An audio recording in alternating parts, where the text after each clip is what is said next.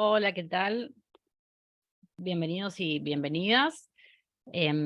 Queremos primero darles la bienvenida a este evento, que es un concurso organizado por la Academia Latinoamericana de Derechos Humanos y Empresas con el apoyo del proyecto CERALC, de Conducta Empresarial Responsable en América Latina y el Caribe, con las tres agencias que forman parte de este proyecto, a quienes agradecemos y nos van a estar comentando un poquitito también luego sobre los ensayos destacados de esta segunda edición del concurso de ensayos latinoamericanos sobre empresas y derechos humanos y conducta empresarial responsable. Nos acompañan hoy por parte de la Academia Latinoamericana Florencia Beer, Ossi, y Daniele Pamplona, que van a estar dándonos unos comentarios sobre qué es el concurso y sobre qué es investigar en empresas y derechos humanos. Tenemos ahí experiencias para compartir y que queremos que puedan ustedes escuchar para pensar también en sus carreras dentro del ámbito de la investigación jurídica o la investigación en temas de empresas y derechos humanos, no solamente jurídica, porque este concurso convoca a profesionales y a estudiantes jóvenes de diferentes carreras, es interdisciplinaria la materia. Entonces, sin más, solamente quiero presentar a Florencia para comenzar. Florencia fue la organizadora del primer concurso, entonces contar con su mirada siempre es interesante, este es su bebé también, ¿no? Entonces, queremos escucharte, Flor, darte la bienvenida, por supuesto. Flor es profesora de la Universidad Nacional del Litoral y es también integrante de la comisión directiva de la Academia Latinoamericana de Derechos Humanos y Empresas. Flor, todo tuyo. Gracias, Den. Sí, es un bebé que veníamos gestando hacía bastante tiempo. Desde la academia nos interesaba generar un espacio de formación y de conversación con diferentes sectores que estuviesen involucrados en la agenda de empresas y derechos humanos, como decías, no solamente con el campo del derecho. Esto es una agenda interdisciplinaria en general, que requiere también de saberes específicos que exceden con mucho al derecho en general. Todo excede al derecho mucho. Entonces siempre es importante que podamos tener ese diálogo interdisciplinario para nutrirnos. Lo vamos viendo con los años, desde el año pasado a este vamos viendo cómo también va cambiando el paisaje. Si bien sigue viendo una preeminencia de participantes del campo del derecho, lo cierto es que cada vez aparecen algunas discusiones más que empiezan a incluir cuestiones vinculadas a la economía, vinculadas a la geopolítica, vinculadas a la ciencia política de manera más general, y entonces aparecen conceptos como democracia en el epicentro de la conversación, y aparecen por supuesto los feminismos, que como mujeres feministas que somos, nos interesa particularmente que el concurso pueda reflejar eso. Y lo cierto es que esta idea el año pasado la iniciamos muy expectantes, con el apoyo por supuesto de Denise y del proyecto en general, pero sin saber muy bien con qué nos íbamos a encontrar, con qué entusiasmo. Y la verdad es que fue muy desafiante porque nos encontramos con muchísimo entusiasmo, tuvimos una participación muy amplia y este año la volvimos a repetir, y eso nos alegra muchísimo, porque significa que el espacio tiene un sentido, que fue receptado también por la comunidad académica y de prácticas en general, ¿no? No queremos tampoco reducirnos a la comunidad académica propiamente, sino pensar esto como una comunidad de prácticas, de expertos y expertas, donde podemos dialogar de distintas maneras sobre esta agenda. El año pasado lo pensamos como un concurso, fue nuestro instinto inicial, y salió, si bien salió muy bien y tuvimos muy buena recepción, pensamos también que parte del crecimiento y parte de la característica que tiene el campo académico en empresas y derechos humanos es que es un ámbito muy amigable, muy abierto y sobre todo muy receptivo a las opiniones y participaciones de personas jóvenes y en formación, y queríamos sacarle un poco ese contenido confrontativo, si se quiere, de la idea del concurso, ¿no? Alguien que gana, alguien que pierde, y alguien que hizo las cosas necesariamente mejor que otro para ganar, justamente, y nos parecía que era mucho más nutritivo construir sobre la idea de un semillero de ideas, de un semillero de investigación, que pudiese también demostrar que hay una germinación muy interesante de miradas y de ideas que empiezan a aparecer desde América Latina y el Caribe, Y eso también es muy importante para la conversación global, ¿no? Lo decimos en la presentación del concurso original y lo volvemos a repetir este año. La idea de que la mirada sea desde América Latina y el Caribe es que nuestras problemáticas son singulares, nuestra realidad socioeconómica y política es muy particular y es diferente a la de Europa, y entonces necesitamos tener respuestas no por solamente contemplar esta mirada del sur global, sino porque además desde el sur global se suele ser mucho más creativo, ¿no? Con todas nuestras limitaciones. Entonces nos parecía importante también poder destacar esas voces desde nuestra geografía, con nuestras necesidades y nuestros intereses.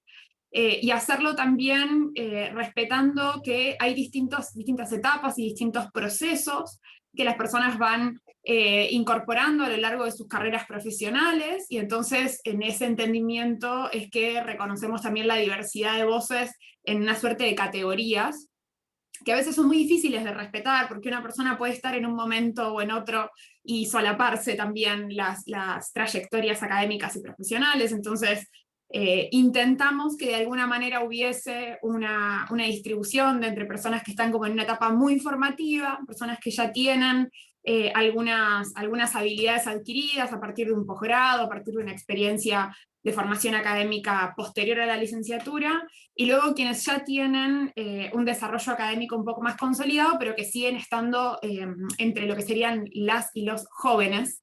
Y me perdonarán por el uso de la palabra jóvenes, pero la idea es que podamos construir una agenda que tenga pervivencia, ¿no? Que no se enfoque solamente en 4 o 5 personas que nos vemos las caras todo el tiempo, sino que cada vez seamos más y sobre todo que cada vez podamos introducir más esta agenda a la práctica, y por eso la idea de comunidad de expertos y la idea de semillas que germinan y que brotan y que son de alguna forma también la base para una cosecha que seguramente vendrá en los próximos años.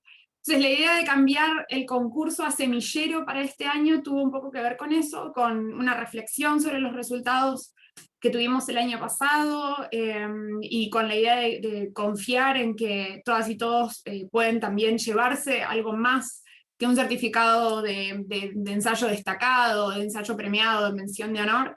Y en ese entendimiento es que la idea de semillero también está acompañada no solo por la selección, obviamente, y evaluación de los trabajos enviados, sino también por la posibilidad de que quienes van a recibir las menciones de honor, quienes van a recibir el certificado de ensayo destacado, puedan asimismo tener algunas instancias de diálogo con las y los integrantes de esta comunidad de prácticas, de empresas y derechos humanos de América Latina y el Caribe, para poder nutrir sus productos, para poder nutrir sus ensayos. La idea de ensayo a veces es dificultosa de terminar de entender, no estamos muy acostumbradas a trabajar con ensayos, más con ponencias, entonces eso también es interesante que lo podamos explorar.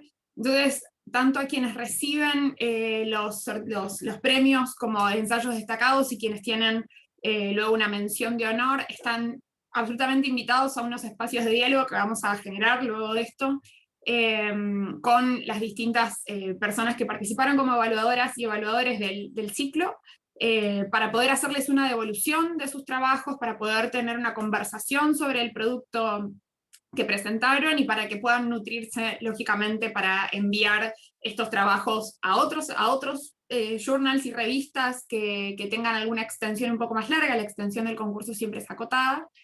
Y también, por supuesto, para que el producto final de esta segunda convocatoria, que es una publicación, en el caso de los ensayos premiados, sea lo más robusta posible, ¿no? Siempre hay espacio para la mejora, lo sabemos todos, de eso se trata la academia, nos gusta la evaluación por pares, la recibimos de manera muy grata porque sabemos que es importante el diálogo con los otros y las otras, así que la idea de este semillero era esa, que podamos dialogar sobre sus productos, y esperamos que esos espacios también sean muy interesantes y seguro serán muy nutritivos también para nosotros. Así que nada, agradecerles nuevamente por la confianza de haber enviado sus trabajos y habernos permitido leer sus maravillosas ideas, y a Denise por haberse puesto este año en el hombro este proyecto que es inmenso, es mucho más grande de lo que ustedes se ve en un solo momento, así que agradecerle a Denise y agradecerle a Soledad, por supuesto, por el profesionalismo con el que trabajaron este año. Gracias, chicas.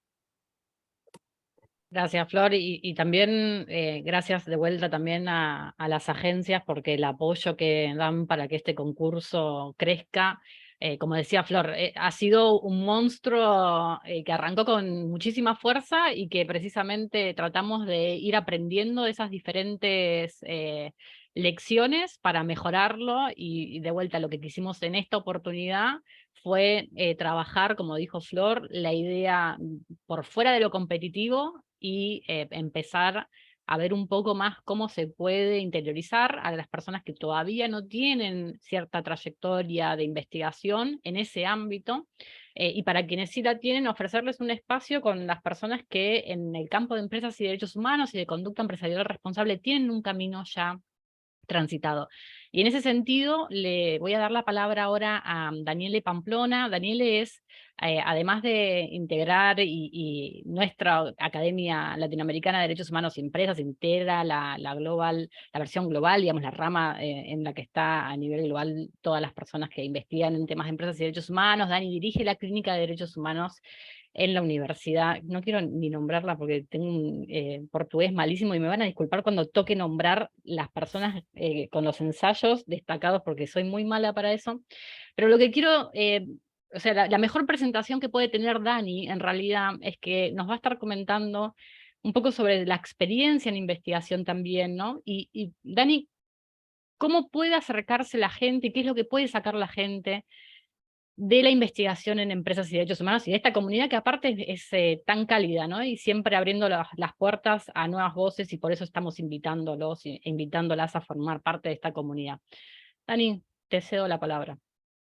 Gracias, Denise. Yo primero gostaria de empezar agradecendo por estar aqui hoje.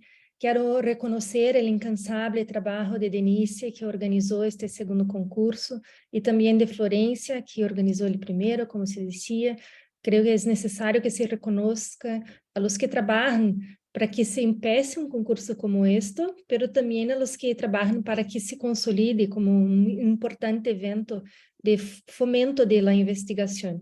Eu agradeço também, claro, que os jurados da Academia Latino-Americana, que tiveram um grande trabalho para escolher os ensaios que vão ser nombrados hoje. E, además, me gostaria de dar as graças ao equipe do projeto Ceralc por apoiar a Academia na realização deste concurso, e lo hago em nome de Jaime Godoy, de la OIT, Mariana Wali, de la CNUDI, e el querido amigo Germán Zarama, de la OCDE.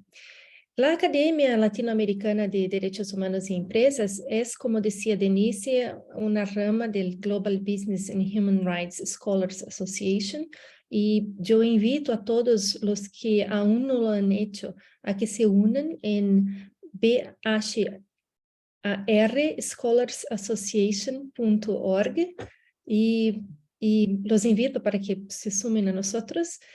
Y uno de los compromisos de la academia es ser un vehículo para amplificar las voces de nuestra región.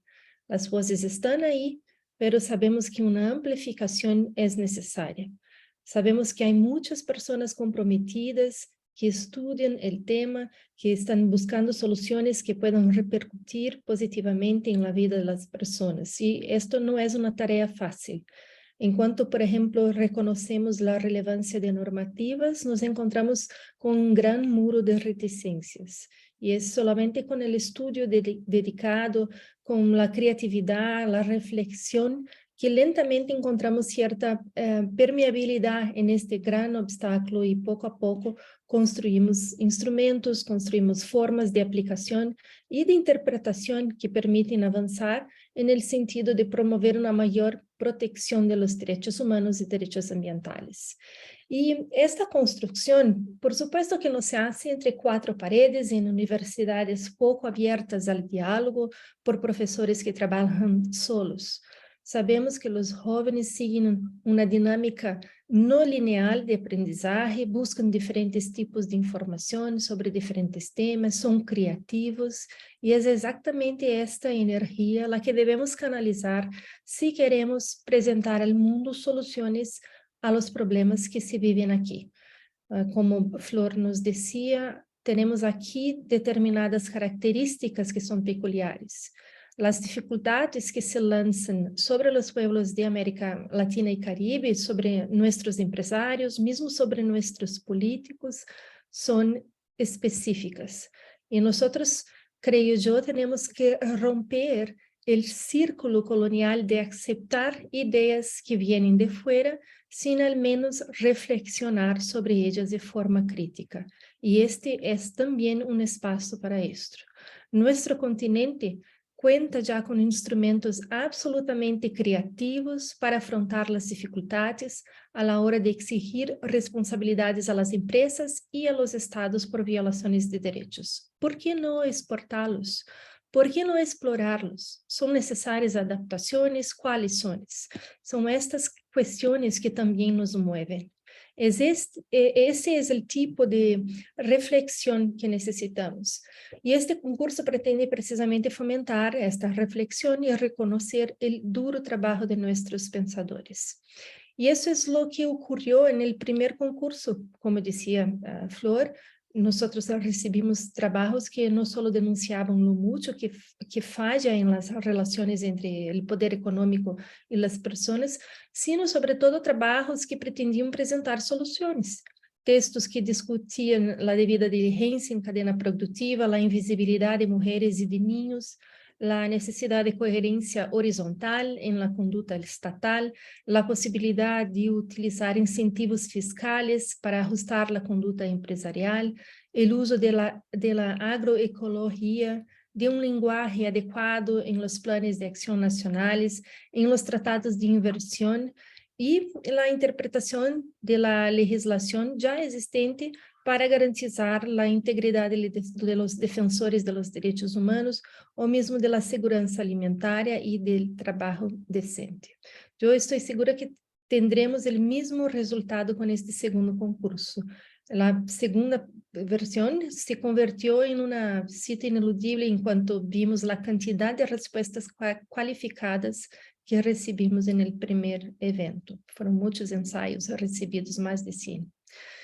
Para aquellos que quieren dedicarse a esta área o quieran desarrollarse en ella, tenemos las personas que están acá y que quieren en verdad tener una oportunidad de expor sus ideas. Yo les sugiero que sigan intercambiando en espacios como este que brinda la academia, que se conecten con los diferentes grupos de investigación que hay en las universidades de todo el continente, que participen de las discusiones. Quizás el aprendizaje más importante de la pandemia para la academia en general en el continente sea la posibilidad de dialogar seria y expresivamente con el uso de la tecnología. Hoy en día, la conexión entre investigadores, grupos de investigación, profesionales, ya no conoce límites geográficos. Nosotros tenemos que utilizar esto en nuestro beneficio. Y si no es a través de grupos de investigación, contamos con relevantes profesores que guían a estudiantes de grado, máster, de doctorado en sus investigaciones sobre el tema de los derechos humanos y la empresa y de conducta empresarial responsable. Y yo creo que lo que se necesita es solamente buscar campos en que se pueda trabajar las investigaciones con los profesionales, porque también sí son relevantes lo que aportan a este tema. Yo he sido profesora durante muchos años y estoy segura de que hay muchos estudiantes, investigadores consolidados, profissionais que se centram em questões relacionadas com os impactos positivos e negativos das atividades empresariais, pero não se reconhecem como parte de uma comunidade. E este concurso também serve para isto, para conectar as pessoas que têm os mesmos interesses. É importante e é nosso desejo que se sintam sensibilizados e animados a participar nesta comunidade. Há muito espaço para o diálogo, para a construção conjunta entre investigadores, entre profissionais, professores, estudantes, aqueles que têm diferentes perspectivas do tema e, sem dúvida alguma, há muita necessidade de colaboração. la Academia Latinoamericana está ahí como un espacio para que todo esto pueda ocurrir. Y yo no quiero terminar sin dar las gracias a todos los participantes, claro, que respondieron a nuestra llamada. La calidad y seriedad de los trabajos es impresionante. Esperamos tener la oportunidad de discutirlo en mayor profundidad en un futuro próximo. Y por último, yo felicito, claro, a todos los ganadores de este segundo concurso, cuyos nombres conoceremos en cuanto yo deje de hablar, por fin. Y lo hago ahora porque sé que todos están esperando el resultado. Muchísimas gracias, Denise. Muchas gracias a vos, Dani. Siempre es un placer escucharte y es también muy importante contar con una persona con tu experiencia y tu carrera invitando a nuevas voces a investigar en este campo, que es precisamente el objetivo que tiene este concurso y que en esta edición en particular lo buscamos hacer de una forma que apele a una continuidad, no solamente a la presentación del ensayo, sino, como comentabas, a acercarse a estos espacios y también atender ese espacio, ese puente para que puedan hacerlo. Así que mientras vemos algunos de los números, nada más, sobre la cantidad de ensayos presentados, este año nosotros hicimos una reducción en cuanto a un límite en cuanto a la edad, porque precisamente lo que queríamos hacer era generar el espacio para las voces que más les cuesta ser escuchadas, ¿no? Que es la de las y los jóvenes profesionales o estudiantes. Así que para poder conocer los nombres, como decía Dani, que es lo que quieren escuchar realmente, le vamos a dar la palabra primero a Mariana Wally. Mariana es la representante de ACNUD por el proyecto CERALC, y nos va a estar comentando un poco dos de los ensayos, y vamos a ir escuchando a cada uno de los representantes comentar algunos de los ensayos. Mariana, todo tuyo. Muchas gracias, Denise. Y bueno, antes que nada, yo sé que genera expectativa, pero antes quisiéramos comenzar felicitando a todos y a todas las jóvenes investigadoras que han participado de este concurso. Ha sido un enorme placer leer estos ensayos, que son cortos y por eso son muy contundentes y presentan estas miradas frescas sobre la materia que tanto celebramos. Los felicitamos en nombre del proyecto CERALC, que es este proyecto que muchos de ustedes conocerán, el proyecto de conducta empresarial responsable para América Latina y el Caribe, que implementamos estas tres organizaciones que mencionaban antes, ¿no? Desde el Alto Comisionado de Derechos Humanos, OIT y OCDE, y desde CERALC estamos muy contentos de acompañar a la Academia Latinoamericana en esta iniciativa que encuentra su segunda edición este año. Y entonces para eso quería felicitar a Juliana Bertoldi de la Pontificia Universidade Católica do Paraná en la categoría de estudiante de maestría o doctorado por su trabajo de avaliação de linha base na América Latina, a pesquisação como alternativa diagnóstica feminista y decolonial, espero que se haya entendido, y que trae justamente varios de los temas que mencionaba Daniele y que mencionaba Florencia al inicio, ¿no? Como estas miradas feministas y miradas descolonizadoras es tan importante ir incorporando en esta materia para ir encontrando algunos aportes bien desde el sur global hacia las discusiones que muchas veces han comenzado en otros continentes. Entonces, el ensayo busca explorar las complejidades y los desafíos metodológicos de las herramientas existentes en torno al desarrollo de políticas públicas en materia de empresas y derechos humanos, en particular los planes nacionales de acción, pero en particular hace foco en el desarrollo de las líneas nacionales de base. Y ahí empieza una argumentación crítica de estas metodologías, con esta mirada que ya desde el título se ve, esta crítica decolonial y feminista, y propone repensar estas metodologías con demandas más urgentes, o que contemple demandas más urgentes del sur global, que es una mirada que está un poco ausente, y cómo a través de una nueva metodología, no es nueva la metodología, pero una metodología que propone para encarar este tipo de estudios, que es la investigación y acción basada en diálogos sociales, con una serie de características que el ensayo explica, pero digo, partiendo de que las líneas nacionales de base o las consultas y la participación en esas líneas nacionales tienen muchas deficiencias, si es que las hay, ¿no? Y ha sido como un recorrido rápido, porque es un ensayo corto, pero un recorrido de esa participación en los planes nacionales de distintos países de la región. Entonces dice, bueno, una posibilidad es, para ir en contra de estas críticas,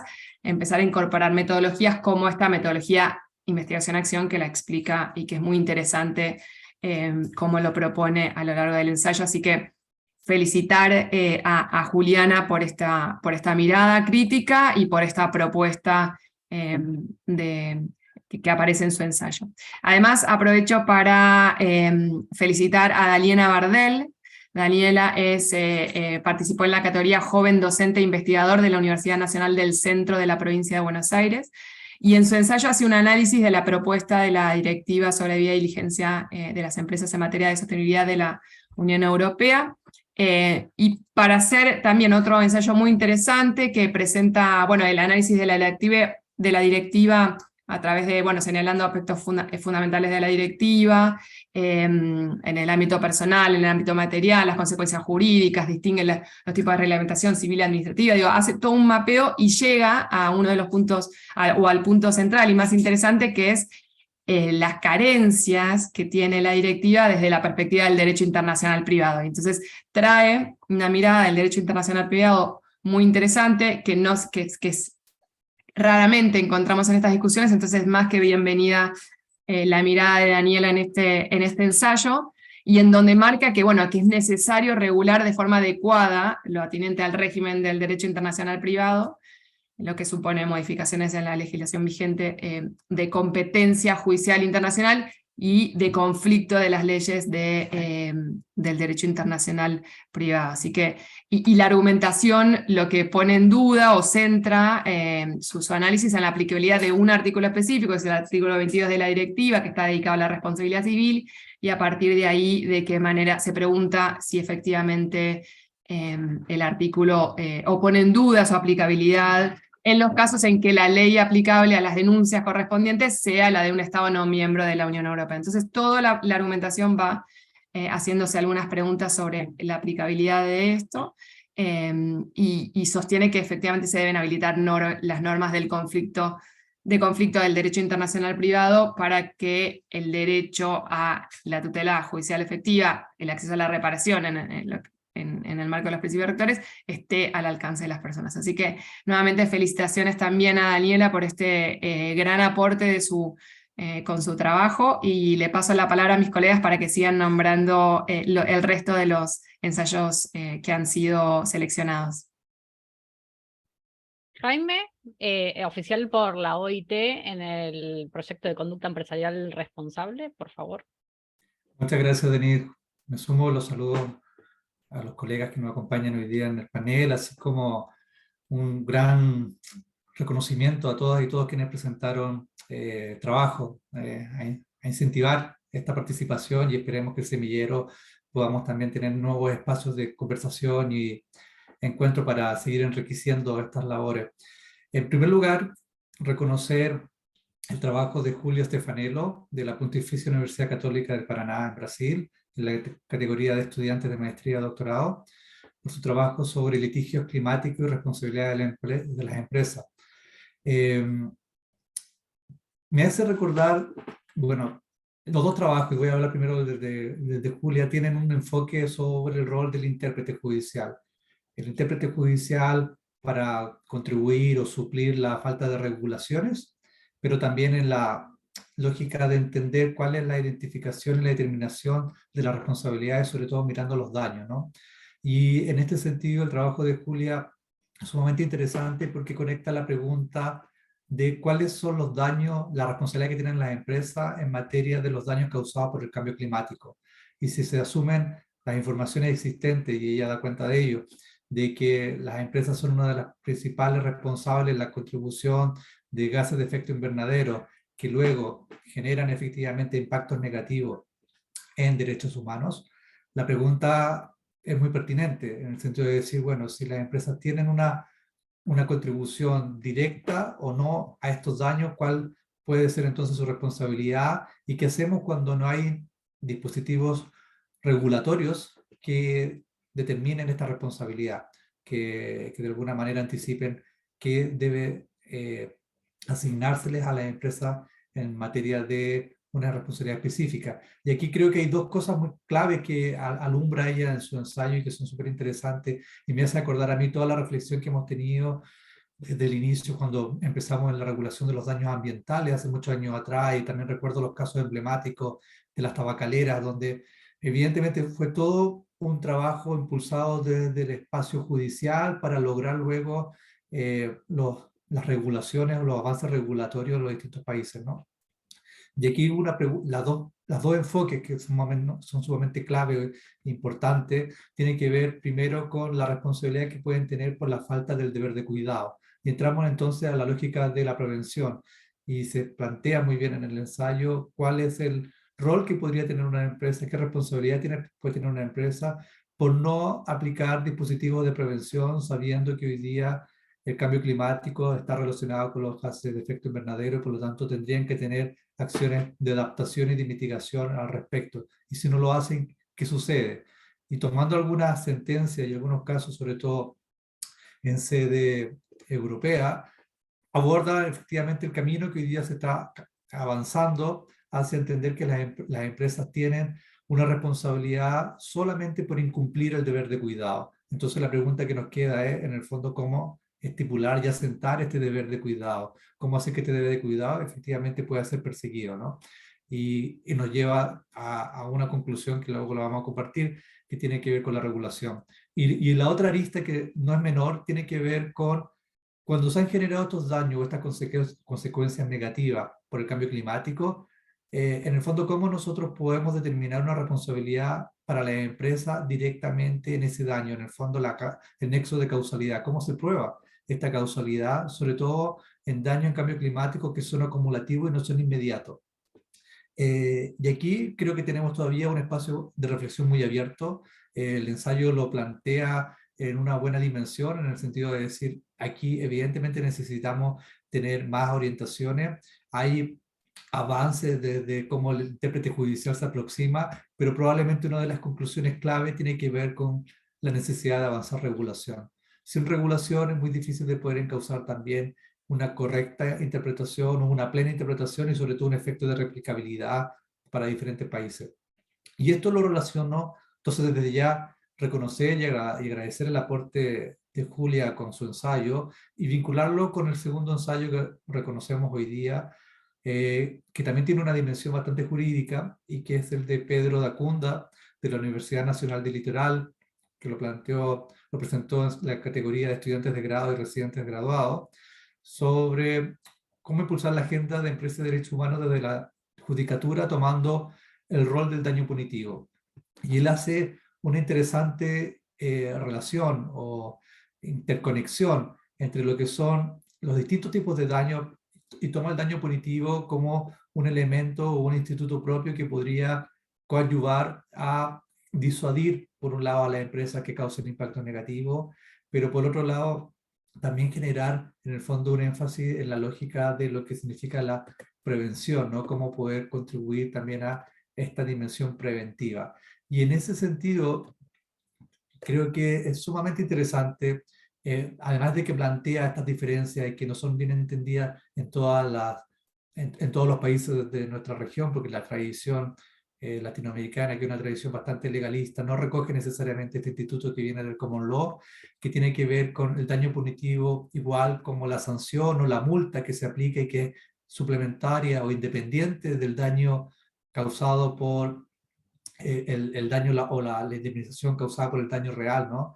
Y que en muchos de los casos nosotros vemos que los daños en materia de empresas de derechos humanos o en la lógica de empresas de derechos humanos también quedan cortas de entender que no solamente son los daños pecuniarios los que se pueden resarcir, sino que si uno aplica la dimensión de derechos humanos tenemos una gama mucho más amplia de daños. Por lo tanto, no solamente es el daño compensatorio el que uno debiera mirar, es bastante interesante poner en la mesa también la posibilidad de tener la utilización de este daño punitivo, un daño que per se puede ayudar a la contribución efectivamente de la disuasión de las empresas de decir, bueno, realmente yo me sigo comportando de la manera que me comporto porque al fin del día me puede salir más barato compensar económicamente, ¿no? Pero el daño punitivo que se asocia como adicional efectivamente puede generar allí una barrera mayor en el sentido de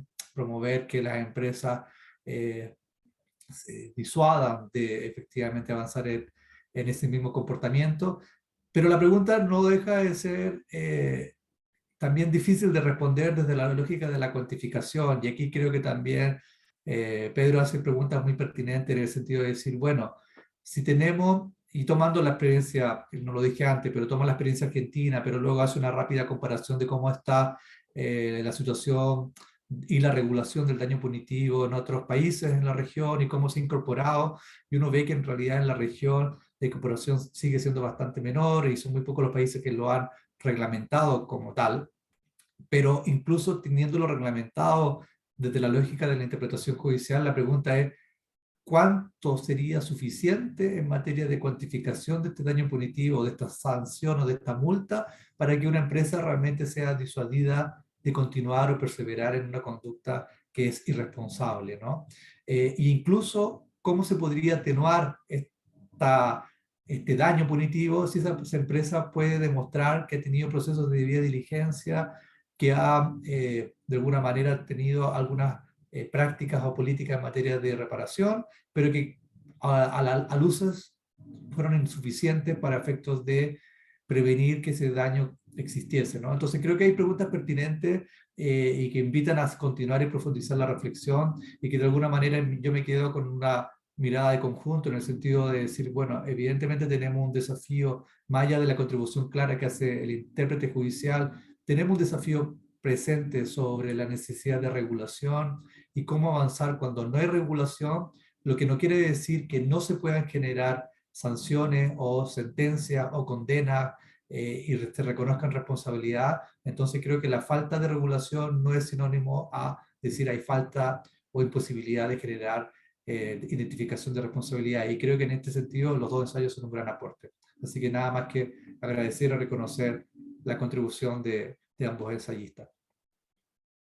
Muchísimas gracias, Jaime. Entonces, ahora le vamos a pedir a Germán Sarama, quien es nuestra contraparte por OCDE en este concurso de ensayos, que también nos comente dos de los trabajos que resultaron destacados en esta edición.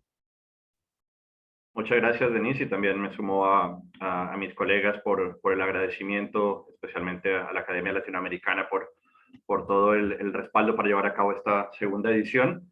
Y bueno, en primer lugar, haciendo un análisis muy breve, saludar en la categoría de estudiantes de maestría y doctorado el ensayo que presentaron Fernanda Oromi López y Erika Teixeira dos Santos Brás, también de la Pontificia Universidade Católica do Paraná, un ensayo que titularon O Estado como Ator Econômico, um análise sobre os efeitos causados pela financiarização da economía brasileira. Este es un análisis muy interesante y muy oportuno, además, sobre la función del Estado en el ámbito económico, pero también como actor económico, ¿no? Justamente una temática que se ha tocado mucho a propósito de la década de los principios rectores, que se ha planteado en el proyecto de los principios rectores de aquí a los 10 años, y también, por ejemplo, en el balance que se está haciendo de las líneas directrices de la OCDE.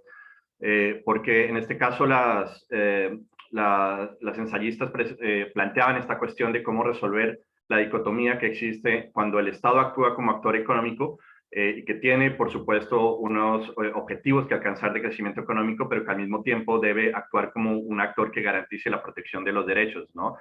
En este caso también abordando, por ejemplo, los principios rectores, un interesante análisis de cómo se puede encontrar una zona gris también entre el pilar 1 y el pilar 2, porque hablamos en el pilar 1 del deber del Estado de proteger, y el pilar 2 que de pronto en un primer momento se veía taxativamente para las empresas y más recayendo al sector privado, pero que abre una zona gris también cuando el Estado actúa como actor económico, y esto, por ejemplo, en el ámbito de las empresas estatales o de las compras públicas o en los ámbitos de comercio e inversión, y qué tan está dispuesta la institucionalidad, ¿no?, para avanzar en ese rol que tiene el Estado. Aquí hace también un repaso histórico muy interesante, los aspectos vinculados a este espectro de la financiarización del Estado y la actuación del Estado en la economía, y cita, por ejemplo, algunos obstáculos que se han encontrado en la institucionalidad, algunos de los cuales, por ejemplo, ya ha señalado en otros espacios la profesora Daniele Pamplona, que tiene que ver con las problemáticas para la rendición de cuenta, falencias estructurales de las instituciones e incluso la falta de voluntad política, que hoy sigue siendo una gran deuda, ¿no?, de los estados en América Latina. Entonces, en definitiva, un ensayo muy, muy útil para poder empezar a dar más esta discusión en los distintos países sobre cómo puede o debe el Estado ampliar su actuación, pero ya no solo desde el punto de vista de conseguir un mayor crecimiento económico, sino que ese mayor crecimiento económico se refleje en un liderazgo, en un ejemplo, ¿no?, para promover la conducta empresarial responsable desde su propia actuación.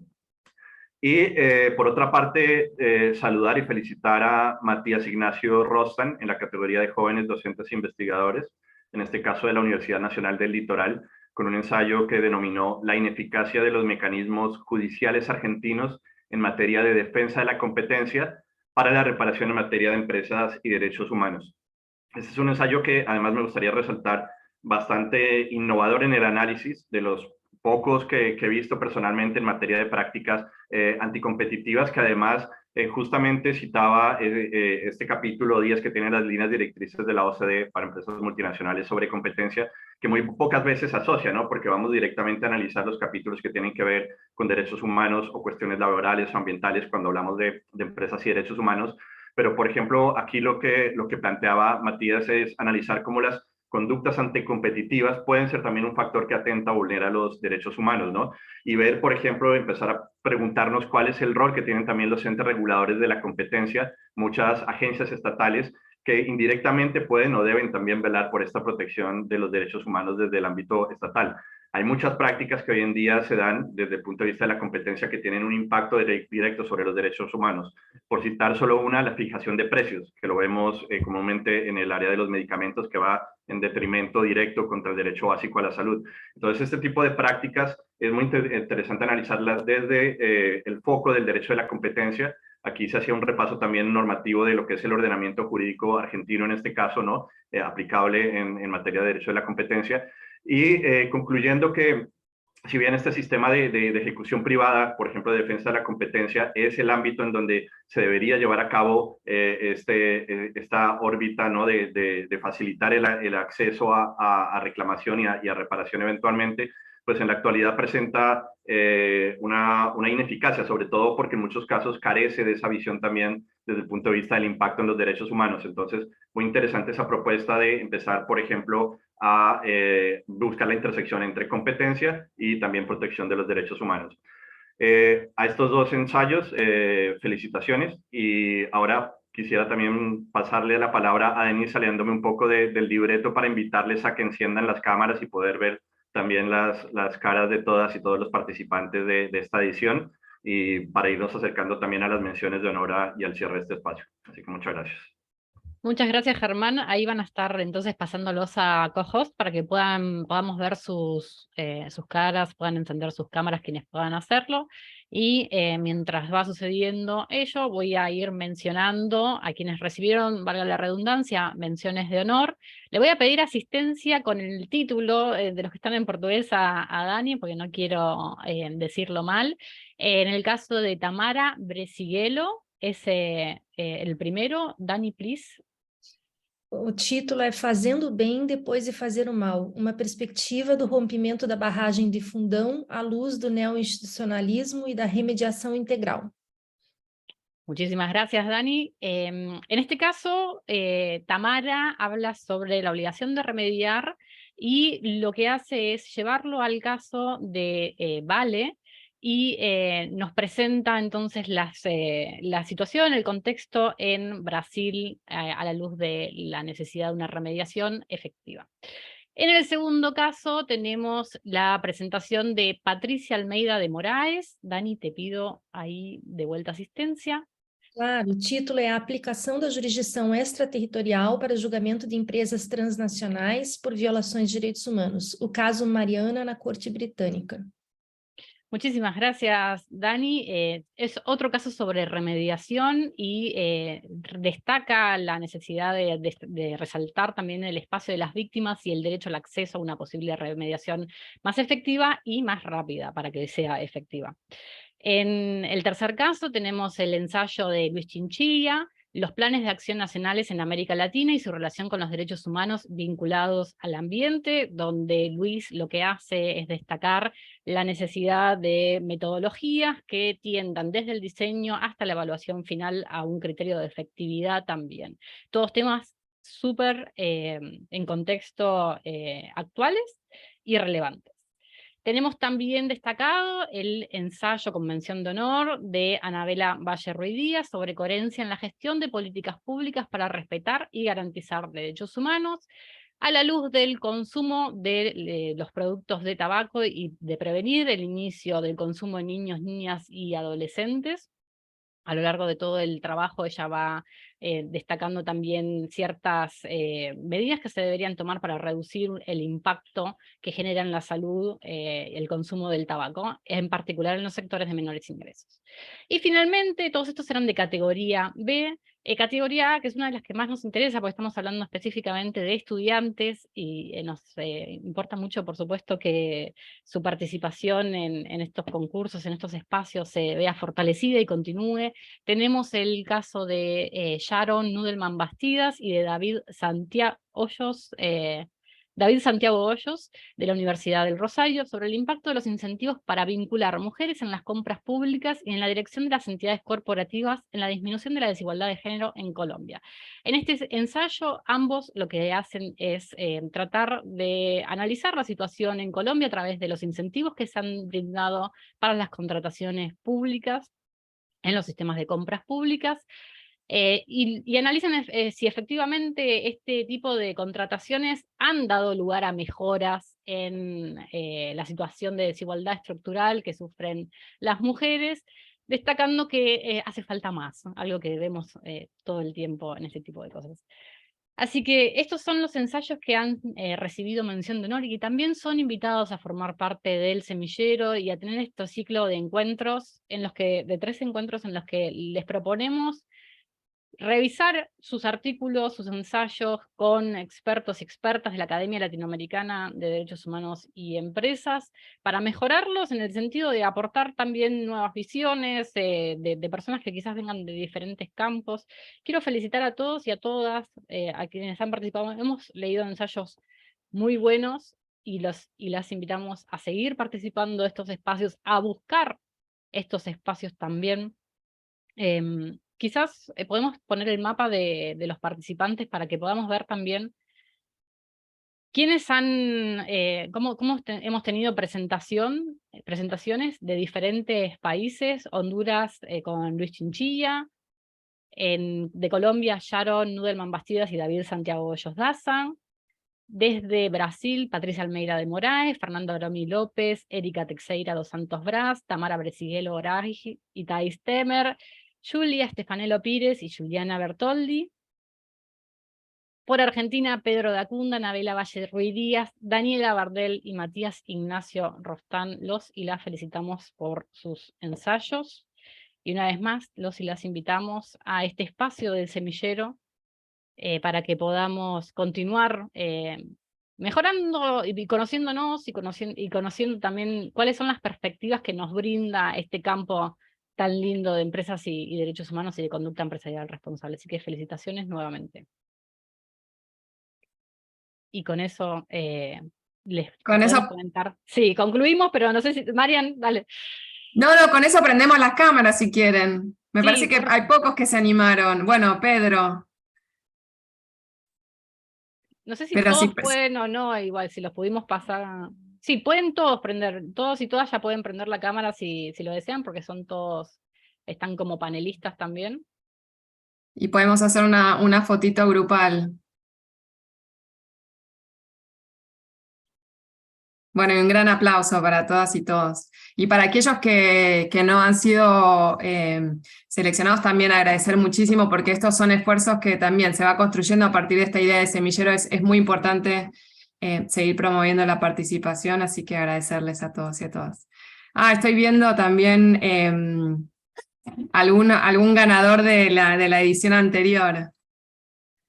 Exactamente. Y para finalizar en ese sentido, los resultados, tanto los resultados como certificados, van a estar, los certificados les van a llegar con la invitación a formar parte de estos encuentros, y los resultados se van a estar colgando en la página del concurso en breves momentos. Creo que me queda alguno, no puedo poner más panelistas. Les queremos agradecer un montón de vuelta este momento. Podemos hacer la foto. Ahí va. Y felicitaciones nuevamente a todos y todas. Están invitadísimos e invitadísimas a formar parte de la Academia Latinoamericana de Derechos Humanos y Empresas. Creo que dejamos en el chat el link para poder llegar a lo que es la versión global. Y los invitamos y las invitamos a volver a formar parte, porque vamos a seguir con este concurso de ensayos. Vamos a hacer la tercera edición el año que viene. Estamos viendo también de esas lecciones aprendidas qué más podemos ofrecer a este espacio como tal. Entonces, en esta oportunidad vamos a tener los 3 encuentros.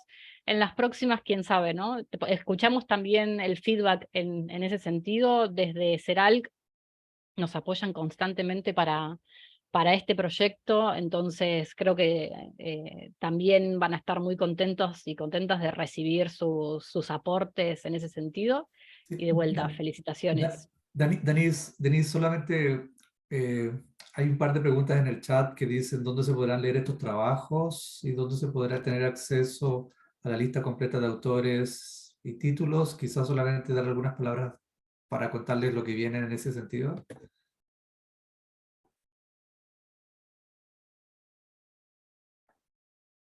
Creo que está silenciada. Sí, sí. Ahí se los estoy poniendo entonces a todos en el chat. La página es concurso.empresasyderechoshumanos.org. Ahí se cuelgan todos los resultados, las novedades. En el Twitter de la Academia Latinoamericana vamos también poniendo anuncios. Y también es interesante que sigan ese espacio. En LinkedIn hay un espacio de CERALC. Todas las novedades que tengan que ver con empresas y derechos humanos están en estos espacios constantemente. Es interesante porque compartimos también no solamente actividades como esto, convocatorias, sino charlas que les pueden interesar para conocer las novedades. Va a estar próximamente el Foro Global, que es un espacio también para conocer la agenda por los próximos años, así que los y las invitamos a que estén también asistiendo a esos espacios que son muy interesantes. Y si queda alguna duda, no sé si me quedó alguna, hay respuestas a saludos desde Guatemala. ¿Se podrán leer los trabajos? Sí, los trabajos también se van a estar colgando en la página, ¿no, Mariana? Los colgamos en la versión anterior.